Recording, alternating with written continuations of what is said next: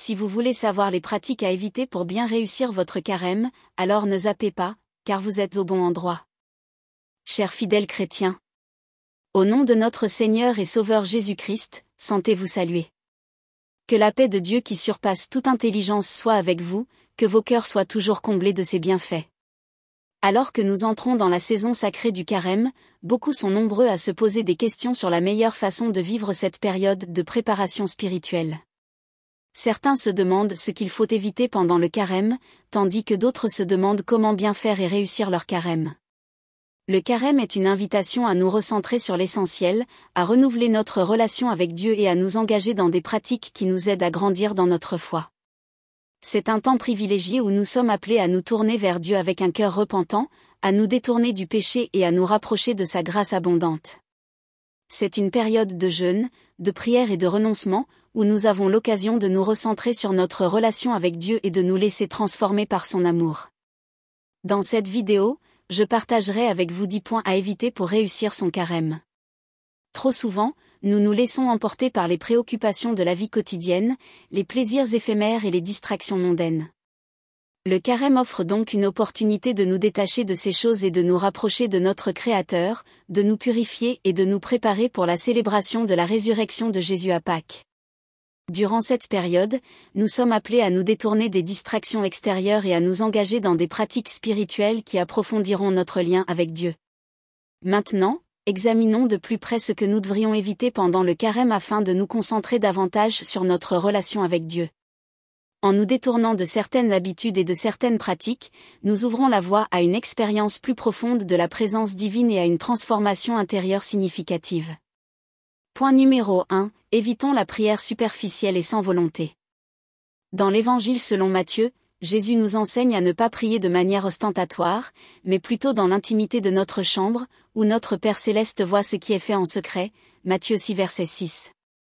Pendant le carême, prenons le temps de prier sincèrement et humblement, en exprimant nos besoins, nos louanges et nos intercessions.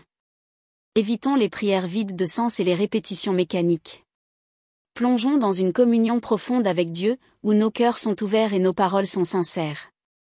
La prière superficielle peut être problématique car elle manque de profondeur et d'engagement sincère envers Dieu. Elle manque de connexion spirituelle, la prière superficielle ne permet pas une véritable connexion spirituelle avec Dieu. Elle se limite souvent à des formules vides de sens ou à des répétitions mécaniques, sans implication personnelle. En conséquence, elle ne permet pas de développer une relation profonde avec notre Créateur. Et elle est généralement accompagnée d'une distraction mentale et d'un manque de concentration. Au lieu de nous engager pleinement dans la prière, notre esprit peut errer et être préoccupé par d'autres pensées. Cela limite notre capacité à écouter Dieu et à recevoir sa guidance.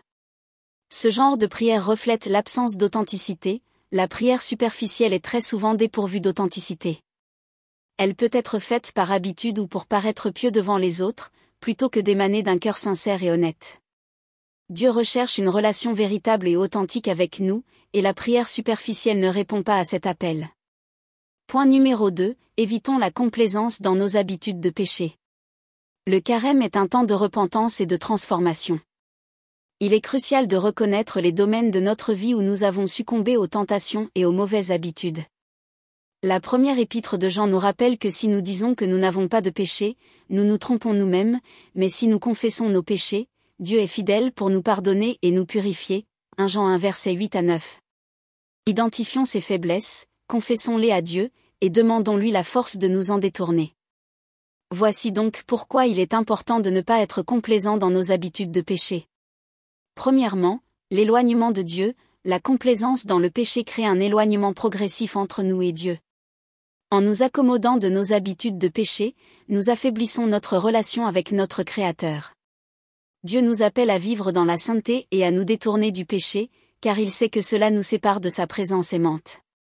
Deuxièmement, la stagnation spirituelle, la complaisance dans le péché nous empêche de croître spirituellement. Au lieu de progresser dans notre cheminement de foi, nous restons bloqués dans un cycle de péché et de repentance superficielle. La complaisance nous empêche de connaître la plénitude de la vie abondante que Dieu a prévue pour nous. Troisièmement, obstacle à la grâce de Dieu, la complaisance dans le péché limite notre capacité à recevoir la grâce et la miséricorde de Dieu. Lorsque nous nous contentons de nos habitudes de péché, nous refusons de reconnaître notre besoin de pardon et de transformation. Mais lorsque nous nous repentons sincèrement et cherchons à changer, Dieu nous accorde sa grâce et nous aide à surmonter nos faiblesses. Point numéro 3. Évitons de nous laisser entraîner par les plaisirs éphémères du monde. La société dans laquelle nous vivons nous pousse constamment vers la recherche du plaisir immédiat et des satisfactions matérielles. Mais le carême nous appelle à renoncer à ces désirs égoïstes et à nous concentrer sur les choses éternelles. C'est pourquoi Romains 6 versets 12 à 13 nous dit, que le péché ne règne donc pas dans votre corps mortel, et n'obéissez pas à ses convoitises. Ne livrez pas vos membres au péché comme des instruments d'iniquité, mais donnez-vous vous-même à Dieu, comme étant vivants de mort que vous étiez, et offrez à Dieu vos membres, comme des instruments de justice. De plus, l'apôtre Paul nous rappelle dans sa lettre aux Romains de ne pas nous conformer au schéma de ce monde, mais de nous laisser transformer par le renouvellement de notre intelligence, Romains 12 verset 2. Utilisons ce temps de carême pour nous détourner de la recherche vaine de plaisirs mondains et pour nous rapprocher de Dieu, qui est la source de joie véritable et durable. Le passage de Galates 6 versets 7 à 8 nous dit, « Ne vous y trompez pas, on ne se moque pas de Dieu. Ce qu'un homme aura semé, il le moissonnera aussi. Celui qui sème pour sa propre chair moissonnera de la chair la corruption, mais celui qui sème pour l'esprit moissonnera de l'esprit la vie éternelle. » Ce verset met en garde contre les conséquences du péché et nous encourage à semer pour l'esprit plutôt que pour notre propre chair. Cela nous rappelle que nos actions ont des répercussions et nous incite à éviter la complaisance dans nos habitudes de péché. Point numéro 4, évitons l'égoïsme et la négligence envers les autres. Le carême est une période propice pour pratiquer l'aumône et la charité. Nous devons nous tourner vers les besoins des autres et de cultiver une attitude de générosité et de bienveillance. Jésus nous enseigne que lorsque nous donnons aux nécessiteux, nous le faisons à lui-même, Matthieu 25 verset 40. Cherchons des occasions de partager nos ressources, de tendre la main à ceux qui souffrent et d'exprimer l'amour de Dieu par des actes concrets. Évitons l'indifférence et l'égocentrisme, et soyons des instruments de la grâce et de la compassion divine dans le monde.